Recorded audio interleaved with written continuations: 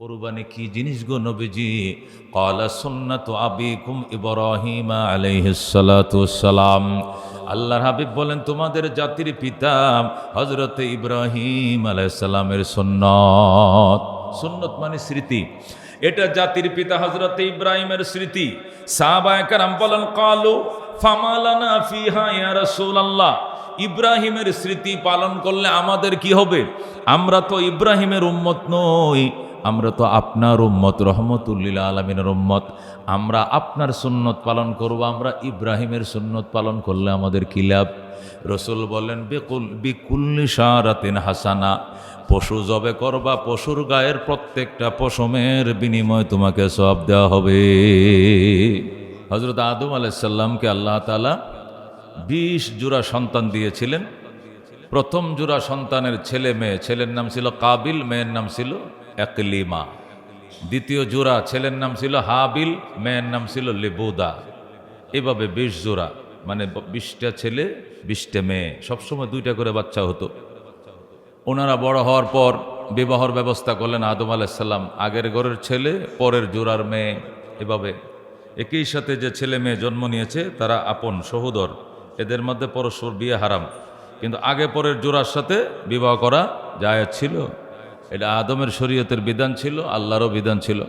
কাবিল সেই বিধান মানে নাই, সে অস্বীকৃতি জানাইল। হযরত আদম আলাইহিস সালাম বললেন, কি করলে তুমি মানবে? লটারি দাও, যদি আমার সাথে যে বোন জন্ম নিয়েছে লটারিতে যদি আমার নাম না বাসে তাহলে তার জন্য আমি লালায়িত, আমি তার পিছনে আর দৌড়াবো না।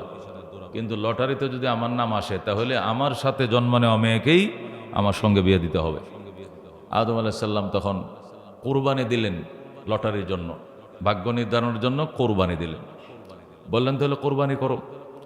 আদম আলাইহিস সালামের ছেলেদেরকে এক একজন ছেলেকে এক এক ডিপার্টমেন্টের হেড বানায়া কাজ করার জন্য নির্দেশ দিয়েছিলেন। একজনকে দায়িত্ব দিয়েছে গড় কেমনে বানায়, তুমি এই কাজে তুমি এই মন্ত্রণালয় তোমাকে দিলাম। আরেক ডিপার্টমেন্টকে দিয়েছে তরকারি উৎপাদনের মন্ত্রণালয়, একজনকে দিয়েছে যত কিসিমের তরকারি মানুষ খেতে পারবে, আলু, বটবডি, সিম, করলা, মানে হইতে পারে যত, এইগুলো তুমি উৎপাদন করবা। জিব্রাইল আকাশ থেকে বেশি দিয়ে যাবে, রোপণ করার নিয়ম শিখা দিয়ে যাবে, তখন সেইটা তুমি কি করবা? পরিচর্যা করবা, উম্মতের তরকারির চাহিদা তুমি মিঠাইবা। আরেক ছেলেকে কাবিলকে দায়িত্ব দিছেন তরকারির জন্য, হাবিলকে দায়িত্ব দিয়েছেন পশু পালনের জন্য। পৃথিবীতে বহু পশু আছে, এগুলোর প্রথম বীজ আল্লাহ আকাশ থেকে এনে হযরত আদম আলাইহিস সালামের কাছে পৌঁছায় দিলেন, জিব্রাইলের মাধ্যমে পৌঁছিয়ে দিলেন। এরপরে খাসি, বেড়া, দুম্বা, ওঁট, ছাগল, বকরি, খরগোশ, যে সমস্ত প্রাণী খাওয়া যায় এগুলোর পরিচর্যা, এগুলো মনে করেন প্রজনন শুরু করে দিলেন, প্রতিপালন শুরু করলেন। এর দায়িত্ব ছিলেন হযরত হাবিল। আরেকজনকে মাছ শিকার করা, কোন কোন মাছ, নদীর কোন কোন মাছ খাওয়া যায় এগুলো নির্ণয় করা, এবং এগুলো মাছ ধরায়া আদম সন্তান এবং তার পরিবার পরিজনের মাছের চাহিদা মেটানোর জন্য আরেক ছেলেকে দায়িত্ব দিছেন। আরেক ছেলেকে দায়িত্ব দিছেন এই তুলা থেকে সুতা কেমনে উৎপাদন, সুতা দিয়ে সুতায় শিলি করে কেমনে কাপড় তৈরি করে লজ্জাস্থান ঢাকার নিয়ম কিভাবে শেখানো লাগবে, এর জন্য আদমকে আসমান থেকে কিতাবও দেওয়া হয়েছে, বুঝিয়ে দেওয়ার জন্য জিবরাইল আসতেন। যেরকম সুবহানাল্লাহ। এই জন্য আদম আলাইহিস সালামের কিতাবের সংখ্যা ছিল অনেক বেশি। ওনাকে আল্লাহ 50টা কিতাব দিয়েছেন। সুবহানাল্লাহ। আমাদের নবীকে দিয়েছেন এক কিতাব, ঈসাকে দিয়েছেন এক কিতাব, মূসাকে দিলেন এক কিতাব, দাউদকে দিলেন এক কিতাব, আর আদমকে দিলেন 50 কিতাব। তার কারণ কি? আদমের যে কিতাবগুলো ছিল এই কিতাবের মধ্যে শরীয়তের বিধিবিধানের কিতাব ছিল না, ওইগুলো ছিল এই ক্যাটালগ, মানে পৃথিবী নতুন, মানুষও নতুন। এখন এই দুনিয়াতে নতুন মানুষের বসবাস, খাওয়া দাওয়া, কাপড় চোপড়, ঔষধপত্র, চিকিৎসা, লেখাপড়া, এগুলো কেমনে অর্জন করবে, এই জন্য এক একটা ডিপার্টমেন্টের উপরে এক একটা বই, ছটিকা বই দেওয়া হয়েছে, এগুলো ক্যাটালগ স্বরূপ। এগুলো বুঝাই দিতেন স্বয়ং জিবরাইল আলাইহিস সালাম। যেরকম সুবহানাল্লাহ। এই জন্য ওনার পুস্তিকা হয়ে গেছে বেশি, 50টা। এই কারণে অনেকে বলে আমার নবী শ্রেষ্ঠ নবী, সমস্ত নবীদের নবী, সমস্ত নবীদের হেড, ওনাকে দিল এক কিতাব আর আদমকে দিল 50 কিতাব। হুজুরা খালি ওয়াজ করলে মানতে হইব, এটা বিশ্বাস লাগে না। ওনাকে এত কিতাব দিবে কি জন্য? ওনার কিতাব, ওনাদের সকলের কিতাবের সারমর্ম আমাদের কিতাব কোরআনের ভিতরে ঢোকানো ছিল। যেরকম সুবহানাল্লাহ। ওনাদের কিতাবের মধ্যে নামাজ, রোজা, হজ, যাকাত এরকম বিধিবিধান বেশি ছিল না, হালকা পাতলা ছিল। বেশিরভাগই হলো জীবন যাপনের চাহিদা মেটানোর জন্য ঘর কেমনে বানাবে, রোদ বৃষ্টি থেকে কেমনে বাঁচবে, মাছ ধরবে কেমনে, এই মাছ সিদ্ধ করবে কেমনে, কোন জিনিসগুলো ফেলে দিতে হবে, কোন জিনিস রাখতে হবে, এরপরে সিদ্ধ করে কেমনে খাইতে হবে, এই নিয়ম শেখানোর জন্য একটা বই দেওয়া হয়েছে। ঘর কেমনে বানাবে, রোদ বৃষ্টিতে বাঁচবে, এর জন্য একটা বই দেওয়া হয়েছে। এরপরে এই সুতা তুলাতে সুতা কেমনে বানাবে, সুতা দিয়ে কেমনে সতর ডাকবে, এই জন্য বই দেওয়া হয়েছে। পাথরে পাথরে ঘর্ষণ করে আগুন কেমনে তৈরি করে, আগুন দিয়ে পানি কেমনে গরম করবে, পাতিলা কেমনে পাবে, ডেক্সি কইভাবে, এটার সংগ্রহ কিভাবে করবে, এ সিদ্ধ করে খাবে কেমনে, ওই ওই যে মানে এর জন্য আলাদা একটা পুস্তক দেওয়া হয়েছে। আল্লাহর ইশারায় জিব্রাইলের তদারকিতে এগুলো আদমের সন্তানদেরকে আল্লাহ তাআলা শিক্ষা দেওয়ার ব্যবস্থা করেছেন। যেরকম সোয়াহা। কাবিল ছিলেন তরকারি উৎপাদক, হাবিল ছিলেন পশু প্রতিপালক। এই জন্য আদম বললেন, তুমি এক খাঁচা তরকারি লও, তুমি একটা পশু নাও, নিয়ে মাঠে রাখো। আল্লাহ যার কোরবানি কবুল করবে, যার লটারি কবুল হবে, আকাশ থেকে আগুন এসে তারটা দাহ করবে, জ্বালিয়ে দেবে, তার সাথেই একলিমাকে বিয়ে দেওয়া হবে, আমার সুন্দরী মেয়ে সেই পাবে। দেখা গেল হাবিলেরটাই কবুল হয়েছে, কাবিলেরটা কবুল হয় নাই। এই জন্য শেষ পর্যন্ত কাবিল আর ওই সুন্দরী বোনকে পায় নাই, তার সঙ্গে যে জন্ম নিয়েছিল সে অপর জোড়ার মেয়ের সাথে তার বিয়ার ব্যবস্থা হলো। কাবিল এই প্রস্তাব, এই কোরবানিকেও সে প্রত্যাখ্যান করছে। আদম আলাইহিস সালাম বলছেন, এখন আমার কিছু করার না, এটা আমার সিদ্ধান্ত, এটা আমার আল্লাহর সিদ্ধান্ত, এটা তোমার কপালের সিদ্ধান্ত, তোমার ভাগ্যের সিদ্ধান্ত। এই তিনটেই যদি তুমি ওভারটেক করো, যা খুশি করতে পারো, আমি গেলাম। এই বলে হযরত আদম আলাইহিস সালাম মক্কা চলে গেলেন হজ করার জন্য। তিনি হজে চলে গেলেন, আইসা দেখলেন কাবিলে হাবিলকে হত্যা করে ফেলেছে। লম্বা ইতিহাস। তারপরেও সে এই কোরবানি, এই লটারিকে সে মানে নাই। এই ঘটনার থেকে, এটা কোরআনের মধ্যে ঘটনা আসছে, কোরআন শরীফের মধ্যে সরাসরি ঘটনা আসছে। ইসকাররাবা কুরবানান ফাতুকুব্বিলা মিন আহাদিহিমা ওয়ালাম ইউতাকাব্বাল মিনাল আখারে। দুই ভাইয়ে কোরবানি দিল, একটা গ্রহণ হলো, আরেকটা গ্রহণ করা হলো না। ইতিহাস কোরআনের মধ্যে সরাসরি দেয়া আছে। এখান থেকে কোরবানি শুরু হয়। হযরত নূহ আলাইহিস সালাম কোরবানি দিলেন, ইউনূস আলাইহিস সালাম কোরবানি দিলেন, সমস্ত নবীরা কোরবানি দিয়েছেন। সর্বশেষ হযরত ইব্রাহিম আলাইহিস সালাম কোরবানি দিলেন। এই কোরবানির ইতিহাস, আল্লাহ তাআলা তাকে 120 বছর বয়সে, তার বয়স 120, তার স্ত্রীর বয়স 98 বছর, এই সময় তিনি ইসমাইল পাইলেন। আল্লাহ তাআলা সেই ইসমাইলকে কোরবানি দিতে বললেন। আল্লাহর খলিল সাল্লাল্লাহু আলাইহি সাল্লাম, তিনি ইসমাইল ছোট বালক, বললেন যে আমি স্বপ্নে ইন্নী রাআইতু ফিল মানামে আন্নী আযবাহুকা ফানজুর মাজা তারা, আমি স্বপ্ন দেখেছি আমার হাতে তোমাকে জবে করছি, তুমি ভেবে চিনতে বলো কি করবে। হযরত ইসমাইল বললেন, ইফআল মা তুমার, তোমাকে যেভাবে নির্দেশ দেওয়া হয়েছে সেইভাবে শতভাগ বাস্তবায়ন করো। সাতাজিদুনি ইনশাআল্লাহু মিনাস সাবিরিন, আল্লাহ চাহে তো আমাকে ধৈর্যশীলদের অন্তর্ভুক্ত পাইবা। হযরত ইসমাইল শুয়ে পড়লেন চাকুর নিচে। বলছিলাম গত শুক্রবারে, চোখ বেঁধে চোখ বাঁধা হলো, উপর করে শোয়ানো হলো। হযরতে ইব্রাহিম চাকু ধার করলেন, পয়গম্বরের গায়ে জান্নাতি 100 পুরুষের শক্তি দিয়ে ফুসাইলেন, কিন্তু তার একটা চামড়া কাটা দূরের কথা, পশমও কাটে না। ইব্রাহিম আল্লাহু আকবার বলে শক্তিতে ফুসাইতেছেন, শরীরে ঘাম জড়ে গেছে, কিন্তু আল্লাহ চাকুকে নিষেধ করে দিয়েছেন, আমার ইসমাইল একটা পশম কাটবে না, কাটবে না, কাটবে না। আল্লাহু আকবার। সে আল্লাহু আকবার বলতেছে। এদিক দিয়ে জিবরাইল দুম্বা নিয়ে আইসে গেছে, বলতেছে লা ইলাহা ইল্লাল্লাহ। এই কথা বলে টান মেরে ইসমাইলকে সরাইয়া দুম্বাটা চাকুর নিচে শুয়ে দিছে। পাশে শুয়াতেই কে ইসমাইল বলে আল্লাহু আকবার ওয়ালিল্লাহিল হামদ। আল্লাহু আকবার। এই তাকবীরে তাশরিক এই আগামী চাঁদের 9 তারিখ থেকে শুরু হবে। একবার 9 তারিখের ফজর থেকে শুরু হবে, 13 তারিখের আসর পর্যন্ত টানা 35 শক্ত কয়েক তো এক টানা উম্মতের জন্য এই দোয়াটা একবার আল্লাহু আকবার লা ইলাহা ইল্লাল্লাহ আল্লাহু আকবার ওয়ালিল্লাহিল হামদ। এটা মসজিদে জমাতে এসে পড়লেও পড়তে হবে, বাসায় নামাজ পড়লেও পড়তে হবে, মুসাফির হইলেও পড়তে হবে, স্বদেশেতে হইলেও পড়তে হবে। এটা মেয়েরাও পড়বে, পুরুষও পড়বে। আল্লাহর কাছে খলিলুল্লাহর বয়ান আর জিব্রাইলের বয়ান, ইসমাইলের বক্তব্য, এই তিনটার সমন্বয় একটা কালিমা বানাইছে। আল্লাহর কাছে এত পছন্দ হয়েছে যে এই চাঁদ উঠলে 9 তারিখ থেকে 13 তারিখ পর্যন্ত টানা এই দোয়া পড়তে হয়। আল্লাহ এটাকে ওয়াজিব করে দিয়েছেন। সুবহানাল্লাহ। এটা কুরবানির ইতিহাস আপনাদেরকে শোনাইলাম। এরপরে কুরবানি আসলো আমাদের নবীজির কাছে। আল্লাহ নবী সাল্লাল্লাহু আলাইহি সাল্লাম বলেন, আকামা রাসূলুল্লাহি সাল্লাল্লাহু আলাইহি ওয়াসাল্লাম ফিল মদিনাতে ইউযাহি আকামা রাসূলুল্লাহ সাল্লাল্লাহু আলাইহি ওয়াসাল্লাম ফিল মদিনাতে ইউযাহি নবীজি আকামা তিনি অবস্থান করলেন মদিনায় 10 বছর। কয় বছর? 10 সিনিন। আকামা রাসূলুল্লাহ সাল্লাল্লাহু আলাইহি ওয়াসাল্লাম ফিল মদিনাতে 10 সিনিন ইউযাহি নবীজি 10 বছর পর্যন্ত মদিনা অবস্থান করেছিলেন। প্রতি বছরে তিনি কুরবানি করতেন। সুবহানাল্লাহ। আল্লাহর হাবিব যখন কুরবানি শুরু করলেন তখন সাহাবায়ে কেরাম প্রশ্ন করে আন যায়েদ ইবনে আরকাম রাদিয়াল্লাহু তাআলা আনহু ক্বালা আসহাবু রাসূলিল্লাহি সাল্লাল্লাহু আলাইহি ওয়াসাল্লাম মা হাযিহিল আযাহিয়্যু। হযরত যায়েদ ইবনে আরকাম রাদিয়াল্লাহু তাআলা আনহু রাসূলের দুঃসম্পর্কে উনি ফুফাতো ভাই লাগতেন, দুঃসম্পর্কে ফুফাতো ভাই লাগতেন, মদিনার সাহাবী, মক্কার সাহাবী। হযরত যায়েদ ইবনে আরকামা বলেন নবীজির সাহাবীরা আমার সামনে নবীর কাছে প্রশ্ন করলেন মা হাযিল আযাহিয়্যু, কুরবানি কি জিনিস গো নবীজি? ক্বালা সুন্নাতু আবিকুম ইব্রাহিম আলাইহিস সালাতু ওয়াসসালাম।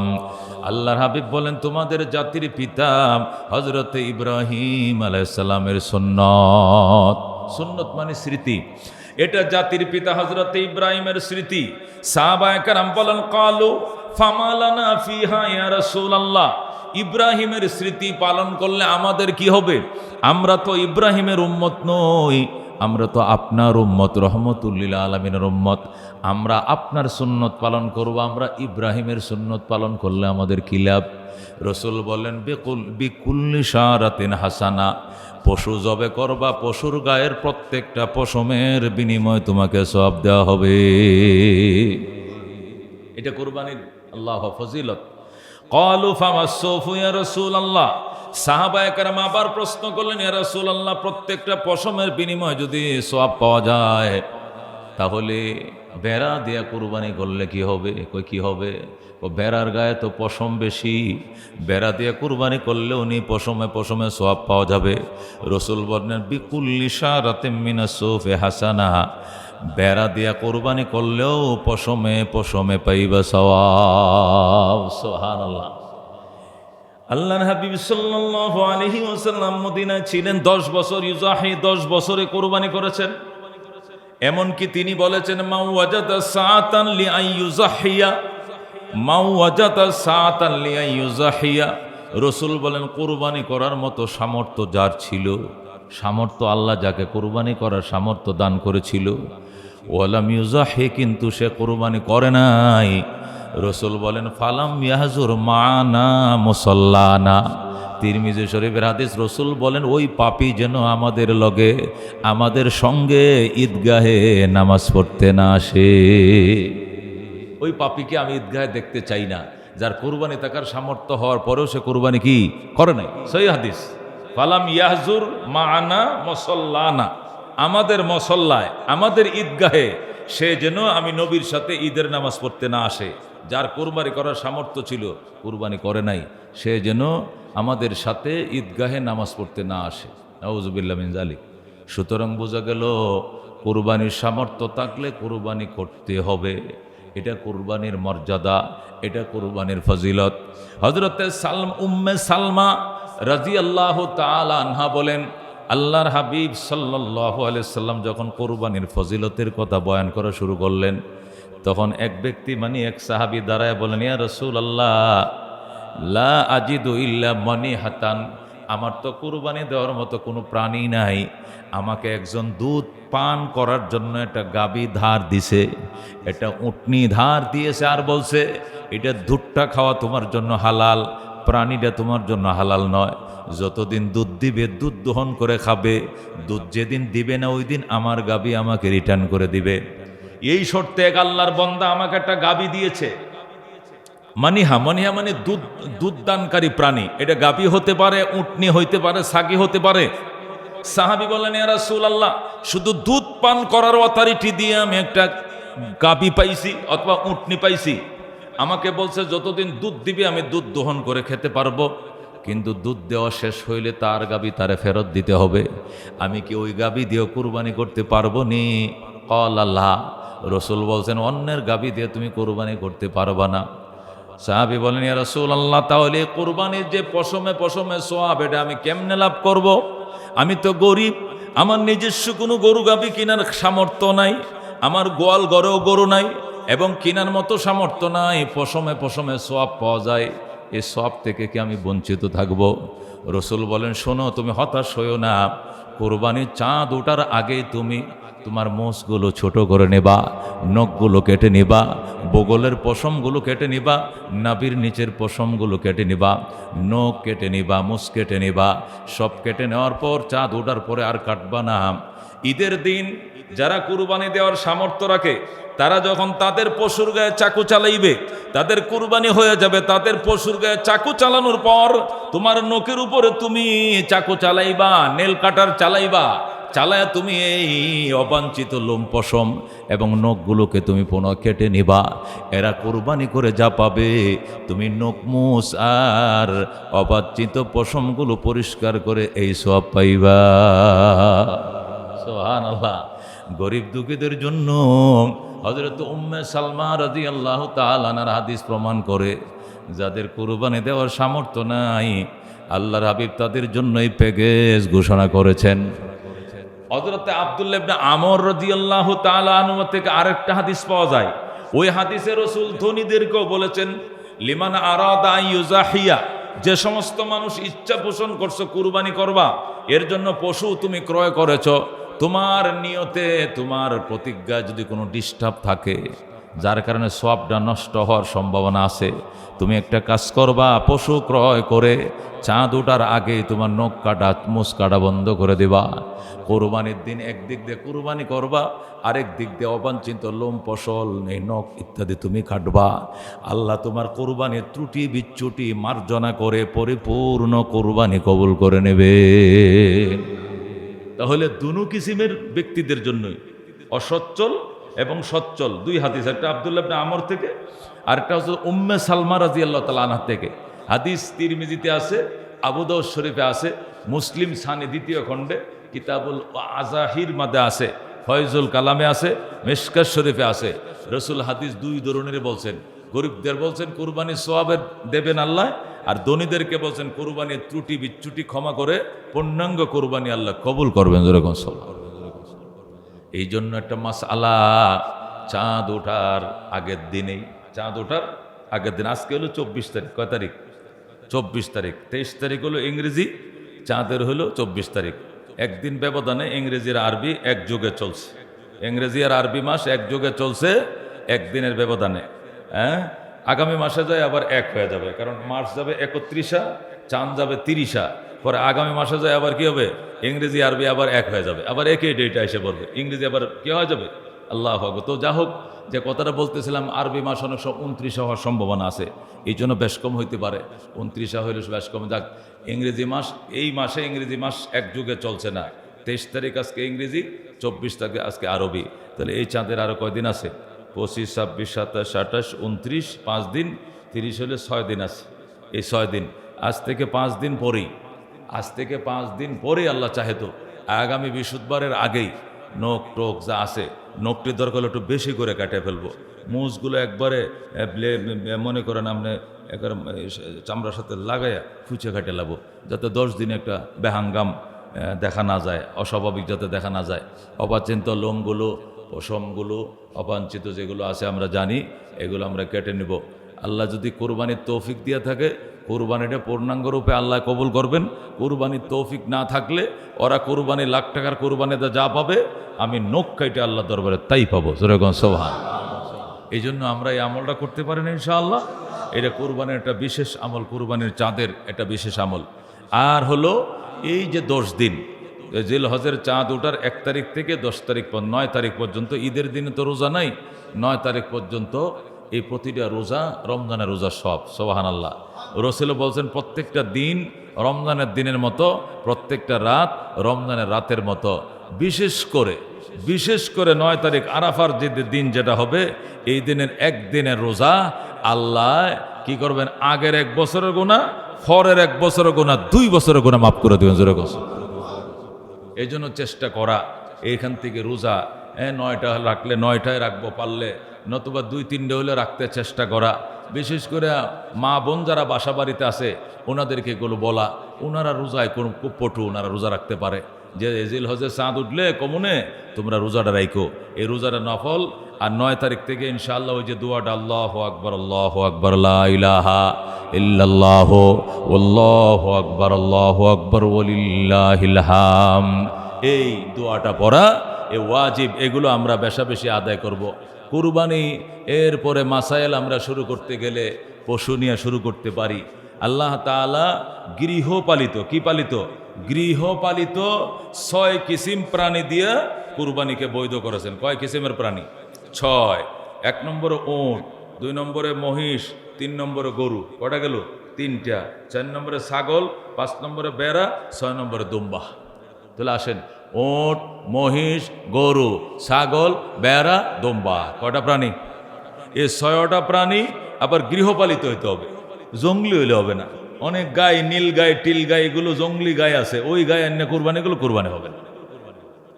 জঙ্গলি মহিষ থাকতে পারে, জঙ্গলে প্রজন্ম, জঙ্গলে বা বড় হয়েছে, এখানে কোনো কৃষকে গৃহপালিত পশু হিসাবে খাওয়ায় নেয়, পালানে জঙ্গলে ঘুরে বেড়ায়, এগুলোতে কুরবানি দিতে জায়েজ হবে না।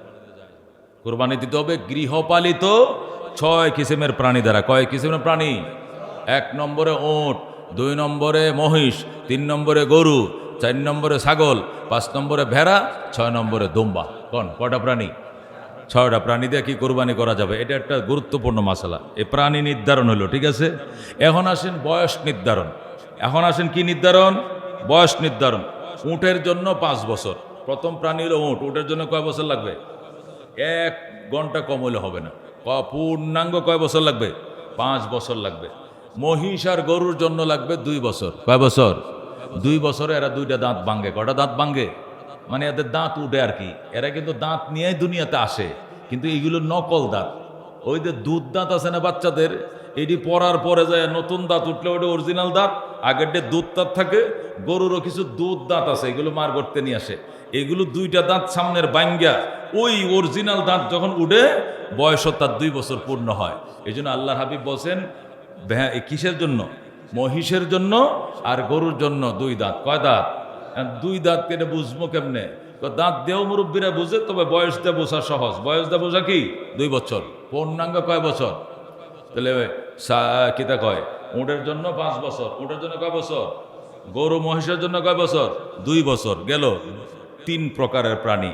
এখন রইল ছাগল, বেড়া, দুম্বা, এ 3টা 1 বছর করে। কারণ ছাগল, বেড়া, দুম্বা 3টা কয় বছর করে? 1 বছর। ছাগল 1 বছর পূর্ণ হতে হবে, বেড়া 1 বছর পূর্ণ হতে হবে, দুম্বা 1 বছর পূর্ণ হতে হবে। এই 3 প্রাণী, ছোট প্রাণীগুলো 1 বছরে হইতে হবে।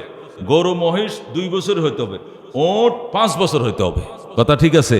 তাহলে কোন কোন প্রাণী দিয়ে কুরবানি করা যাবে এটা জানলাম, প্রাণীগুলোর বয়স কত হবে এটা জানলাম। হ্যাঁ, এখানে একটা কথা আছে, কোনো ছাগল, কোনো ভেড়া, কোনো দুম্বা যদি মনে করেন 1 বছর হয় নাই, 11 মাস হয়েছে, কিন্তু এমন হৃষ্টপুষ্ট হয়েছে, সে এমন তাজা তোজা যে 1 বছরটার সাথে ওটার লড়াই লাগালে এটা জিততে দেবে। এটা শক্তি টক্তি বুঝেন না, খাওয়াইয়া ঠাওয়াইয়া উশি বুসি খাওয়াইয়া 1 বছরে, মানে 11 মাসের ছাগলকে দেড় বছরে বানায় ফেলে, 15 মাসের মতো দেখা যায়। তাহলে কিছুদিন কম হইলেও বেড়া দুম্বার ক্ষেত্রে, মানে ছাগলের ক্ষেত্রে এটা কিছুটা শিথিলতা দেওয়া আছে। যদি 11 মাসের ছাগলটা, 11.5 মাসের ছাগলটা এটা 12-13 মাসের ছাগলের মতো বলিয়ান হয়ে যায়, তাহলে 2-4 দিন 15 দিন 1 মাস বয়স কম হইলেও কুরবানি জায়েজ হবে। যেরকম সুবহানাল্লাহ। এটা বেড়া দুম্বা ছাগলের ক্ষেত্রে এই ছাড়টুকু শরীয়তের পক্ষ থেকে দেওয়া আছে, ফোকায়ে কেরাম ফতোয়ার কিতাবে লিখেছেন। তাহলে আসেন, 6 কিসিমের গৃহপালিত পশু দিয়ে কি করব? কুরবানি করব। এই 6 কিসিমের পশুর বয়স কি এটা জানলাম। কটা মশলা জানলাম আমরা? 2টা মাসলা। একটা মাসালা, শরীয়তের মাসালা জানা 1000 রাকাত নফল নামাজের চেয়ে সওয়াব। যেরকম সওয়াব। 2টা মাসালা জানছেন, 2000 রাকাত নামাজের সওয়াব পাইছেন। 3 নম্বর মাসালা। এখন 3 নম্বর মাসালা, এই প্রাণীগুলোর মধ্যে কয়টা কোনটার মধ্যে কয়টা কুরবানি আছে, এটা আরেকটা মাসালা। উটের মধ্যে 60টা কুরবানি আছে। কয়টা কুরবানি আছে? মহিষের মধ্যেও 60টা কুরবানি আছে। গরুর মধ্যেও কয়টা কুরবানি আছে? 60টা কুরবানি আছে। কয়টার মধ্যে? উটে, মহিষে, গরুতে কটা কটা কুরবানি আছে? 7টা করে কুরবানি আছে। 7 জনে মিললে 7 জন কুরবানি ওয়াজিব হয়েছে। এরকম 7 জনে মিললে যদি একটা উট দেন, আমরা গত বছর হজের মধ্যে আমরা উট দিছিলাম। আমাদের দেশে তো উট নাই, হে দেশে উট আছিল 4900 রিয়াল দেয়া। কত রিয়াল দেয়া? 4900 রিয়াল দেয়া আমি নিজের হাতে উট কিনছি গত বছর, হজে ছিলাম আমার ওয়াইফ সহ। কত? 7 কত? 49। 5000 কম দিবই না। আমি বললাম, দোস্ত আমরা 7 জনে মিললে দিব, আমরা 700টায় রিয়াল করে হলে সুবিধা হয়, তুই 100 টাকা ছেড়ে দে। এটা পাকিস্তানি ব্যাপারী ছিল, ব্যবসায়ী পাকিস্তানি। সে ইরাক থেকে উট কিনে আনিয়া মক্কার বাজারে বিক্রি করে। পরে উর্দুতে এটার পিছনে লইলাম, দোস্ত হাম 7 হাজি সাহেব না, 7 हमारे के लिए 7 7 49 নয়, 700 রিয়াল 700 রিয়াল। তো 50 কো ভাঙ্গো, তুমি 50টা ভাঙ্গে আমার 49 রাজিও। পরে হেতে রাজিয়েছি। পরে 4900 রিয়াল দিয়ে একটা এত বড় উন্নয়ন গোষ্ঠ হইব। আরে বাপ রে বাপ! আমি আবার এটার উপরে উঠছি, উড়াইয়া পরে জাগার মধ্যে আইন না নিজের হাতে নহর করছি। এখন নিজের হাতে নহর করছি এবং গোস্ত আমরা 2-3 বার খাইছি। এরপরে ওখানে বাঙালি কিছু আসিল, ওদেরকে বাকিটা সব বাটোরা করে দিছি। আমরা হাজি ছিলাম ওই আমাদের এজেন্সিতে 96 না 97 জন, অনেকটি কুরবানি হয়েছে। ওই বাঙালি গরিবদেরকে সব দিয়ে দিছে। ওখানে চাকরি বাকরি করে ওরা। বাঙালিরা কোথায় কুরবানি দেয়? আশপাশে ঘুরে ঘুরে, দাদা আমরা বাংলাদেশি, আমার রংপুর, আমার কুমিল্লা, আমার ময়মনসিংহ, যেখানে বাড়ি এখানে বলে আপনারা তো কুরবানির গোস্ত দিয়ে দিবেন, সৌদি গভর্নমেন্টের দিয়ে লাভ কি? সৌদি গভর্নমেন্ট তো ধনী, আমাকে দেশিরা দেন, আমরা এনে চাকরি বাকরি করি, আমরা খাই, আপনাদের লাগে দোয়া করবো। পরে আমরা সব বাঙালিদেরকে দিয়ে দিচ্ছি। ও দোস্ত, কুরবানি উটের মধ্যে কয়জন? মহিষে কয়জন? গরুতে কয়জন? 7 জন। বেড়ায় 1 জন। একটা বেড়া কয়টা কুরবানি? একটা কুরবানি। একটা দুম্বায় কয়টা কুরবানি? একটা ছাগলে কয়টা কুরবানি? 1। তাহলে এই শেষের 3 প্রাণীতে একটা করে কুরবানি, আর আগের 3 প্রাণীতে 7টা করে কুরবানি। কয়টা হইল? 7টা করে। উটেও 7টা কুরবানি আছে, মহিষও 7টা কুরবানি আছে, গরুতে 7টা কুরবানি আছে। কিন্তু বেড়ায় কয়টা কুরবানি? একটা। ছাগলে কয়টা কুরবানি? একটা। দুম্বায় কয়টা কুরবানি? একটা। এগুলো খেয়াল রাখবেন। কুরবানি করার ক্ষেত্রে 7টা কুরবানি মানে 7 জন ধনী মানুষ যাদের উপরে কুরবানি পড়ো, 7 জনে মিলে যদি একটা ইঁট কিনে, 7 জনে মিলে একটা গরু কিনে, 7 জনে মিলে যদি একটা কিনে মহিষ কিনে, 7 নামে কুরবানি দিয়া দেয়, কুরবানি আদায় হয়ে যাবে। বাস 7টা কুরবানি এখানে আছে। এটা একটা মাসলা জানলাম। কিন্তু বেড়া দুম্বা ছাগলের ক্ষেত্রে একটা কুরবানি, একটা প্রাণীর মধ্যে একটা কুরবানি, 2টা নিয়ত করলে কুরবানি আদায় হবে না। এখন কুরবানি আর আকিকা একসাথে দেওয়া যাবে কিনা? হানাফি মাযহাব অনুযায়ী কুরবানি আর আকিকা একসাথে দেওয়া যাবে। মনে করেন আপনি একলাই একটা গরু কিনছেন, আপনার ফ্যামিলি, আপনার নামে একটা কুরবানি, ওয়াইফের নামে একটা, বড় 2 ছেলের নামে 2টা, 4টা কুরবানি, আর 3টা ফরজ কুরবানির সদস্য আমাদের কেউ নেই। তো 3টা ছোট, 3টা বাচ্চার জন্য 3টা আকিকার নিয়ত করে ফেললেন, নিয়া 7টা মিলাই ফেললেন। 4টা নামে কুরবানি, 3টা নামে আকিকা, হইতে পারে, কোনো সমস্যা নেই। আমাদের হানাফি মাযহাবে কোনো সমস্যা নেই। আহলে হাদিস অন্য মাযহাবের মধ্যে ওনারা আপত্তি করেন, হানাফি মাযহাবের মধ্যে ক্লিয়ার কাট কি আছে? জায়েজ আছে। এগুলো এক মাসলা জানলা, কুরবানি আকিকা। কিন্তু সদকা আর কুরবানি একসাথে দেওয়া যাবে না। সদকা বুঝেননি? আল্লাহ যদি আমার এই বিপদটার থেকে বাঁচায়, জানের বদলা জান দেব, একটা কুরবানি দেব। মানে একটা কুরবানি একটা ছাগল দেওয়া যায়, ছাগল দিয়ে না দিয়ে এক নামের ভিতরে ঢুকে পড়ছে, ঢুইকা সে সাদকাটা এনে কুরবানির সাথে অ্যাড করে দিয়ে দিছে। তাহলে সবার কুরবানি নষ্ট হয়ে যাবে, সবার কুরবানি নষ্ট হয়ে যাবে। এটা করা যাবে না। সাদকা কুরবানির সাথে মেশানো যাবে না। কিন্তু সুন্নতে আকিকা এটা ওয়াজিব কুরবানির সাথে কি করা যাবে? মেশানো যাবে। এটা হলো এক মাসলা জানলাম। আরেকটা মাসলা জানি, আল্লাহু আকবার। কুরবানি, আমি যে কুরবানি দিব, আমার ফরজ ওয়াজিব কুরবানি আমি দিতে পারবো। আমার বাবা নাই, আমার মা নাই, অথবা আছে, ওনারা এখন টাকা পয়সা ইনকাম করে না, ওনাদের টাকা পয়সা বাগবাটারা করে ছেলে মেয়েদেরকে দিয়ে দিচ্ছে। ওনারা এখন ফুলাবানে খাওয়াইলে খায়, নাহলে শুয়ে থাকে। এদের উপরে কুরবানি ওয়াজিব না। কিন্তু সন্তান তো যোগ্য, সে কুরবানি একটা গরু কিনে বাবার নাম ঢুকাইছে প্রথম, 2 নম্বরে দিয়েছে মার নাম, 3 নম্বরে নিজের নাম, 4 নম্বরে বউয়ের নাম, 5 নম্বরে ছেলের নাম, 6 নম্বরে মেয়ের নাম, 7 নম্বরে মেয়ের জামাই নাম, হইতে পারে দিছে। এটা হবে কিনা? হবে। কুরবানি নিজের নামে দেওয়া যাবে, নিজের মৃত্যুবরণকারী মা বাবার জন্য দেওয়া যাবে, জিন্দা মা বাবার জন্য দেওয়া যাবে। এটা জায়েজ আছে। হাদিস শরীফে আছে, আল্লাহর হাবিব সাল্লাল্লাহু আলাইহি সাল্লাম কি করেছেন? কুরবানি করেছেন, নিজের জন্য দুম্বা জবে করেছেন, উম্মতের জন্য দুম্বা জবে করে বলছেন, হাযা মিন্নি ওয়া হাযা মিন উম্মতি, এটা আমার জন্য আর এটা আমার উম্মতের জন্য আমি কুরবানি করে দিলাম। যেরকম সুবহানাল্লাহ। এখন স্পষ্ট হাদিসে আছে নবী আলাইহিস সালাম নিজের জন্য কুরবানি করছেন, উম্মতের জন্য কুরবানি করছেন। উম্মত জিন্দাও ছিল, উম্মত মুর্দাও ছিল, সমস্ত উম্মতের রূহের জন্য কুরবানি করে রাসূল হাদিয়া দিয়ে দিয়েছেন। এর দ্বারা বোঝা যায় কুরবানি করতে পারবো, একটা মাসালা। আরেকটা মাসালা হলো কুরবানির পশুর বিসি কাটা জায়েজ হবে কিনা, এটা খুঁত হবে কিনা, এটা জায়েজ হবে কিনা। যেরকম ষাঁড় দিয়ে কুরবানি করি, ষাঁড় তো বিসা কাটা নাই, কিন্তু বিরিশ দিয়ে যদি করি, আমরা ফাটা দিয়ে কুরবানি করি, বিসা কাটা নাই, কিন্তু খাসি দিয়ে যদি করি, তখন কুরবানি হবে কিনা। আল্লাহ হাবিব সাল্লাল্লাহু আলাইহি সাল্লামের হাদিস দ্বারা প্রমাণিত, শুধু আদায় হবে না, আদায় তো হবে, শ্রেষ্ঠ হবে। কি হবে? শ্রেষ্ঠ হবে। আপনি যদি ফাটা দিয়ে কুরবানি করেন, ফাটা মানে বুঝুন তো, এখনো তার বিসা কাটা হয় না, এটা তো কুরবানি জায়েজ আছে। খাসি দিয়ে কুরবানি করেন, এটাও জায়েজ আছে। দুইটার মধ্যে তুলনামূলক শ্রেষ্ঠ কোনটা? খাসি দিয়ে শ্রেষ্ঠ বেশি। যেরকম সুবহানাল্লাহ। কারণ নবী আলাইহিস সালাম যখন জবে করছিলেন, জাবাহা শাতাইনে আমলা হাইনে, রাসূলুল্লাহ সাল্লাল্লাহু আলাইহি ওয়াসাল্লাম যে কুরবানি করছিলেন নিজের জন্য আর উম্মতের জন্য, এগুলো কি ছিল? এগুলো খাসি করা ছিল। খাসি করা মানে বিসা কাটা ছিল। অনেক সময় দেখা যায় বিসা না কাটলে প্রাণীগুলো একটু হিংস্র ধরনের হয়। বিসি না কাটলে যে ফাটা ফোটা হয়, এগুলো অনেক সময় হিংস্র ধরনের হয়। এগুলোর গোশতের মধ্যে একটা দুর্গন্ধ ছড়ায়, এদের গায়ের মধ্যে একটা দুর্গন্ধ থাকে। এইগুলোর দিকে মানুষ দ্বারে কাছে সহজে যাইতে চায় না, কুত্তা বিলের মতো ঘৃণা করে।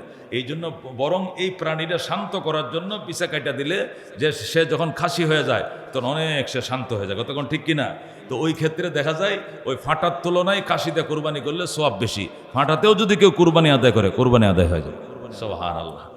এরকমভাবে কোরবানির অনেক মাসলা মাসাইল আছে, ধারাবাহিকভাবে ইনশাল্লাহ চলতে থাকবে। আরও 2টা শুক্রবার পাবো জুমার আগে, এগুলো মাসাইলের আলোচনা চলবে। কি আর আলোচনা চলবে?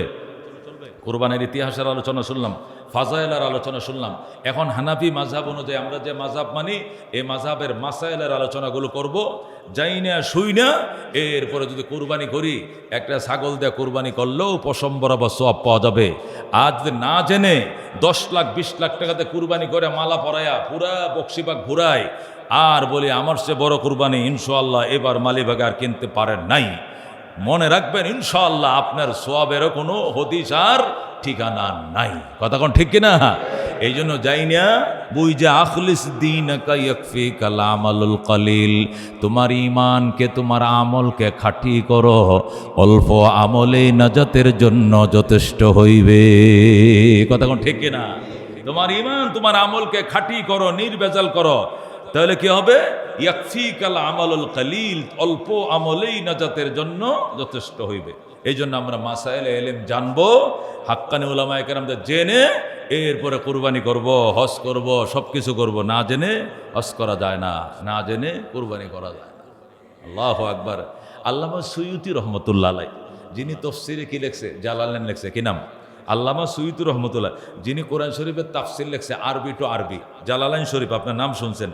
আমি জালালাইন শরীফ পড়াই হলো আজ থেকে 27 বছর। শিক্ষকতার বয়স যতদিন, কোরআনের তাফসীর পড়ানোর বয়স আমার এতদিন। এই কিতাবটা আমি পড়াই। আল্লামা সুয়ুতি রহমতুল্লাহ আলাইহি এই হজ সম্পর্কে একটা বিশাল কিতাব লেখছে।